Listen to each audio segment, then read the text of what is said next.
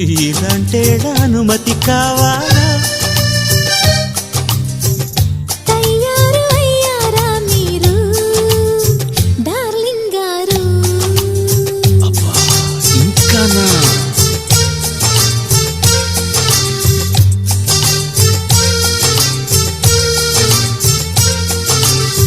ప్యారి పెళ్ళాంగారు, Mary శ్రీమతి గారు, సరసంలో ముద్దే ముదిరి హద్దులు చెరిగే వేళ చిలకల్లే చిలిపిగా నన్ను పిలవాలే ప్రియురాల.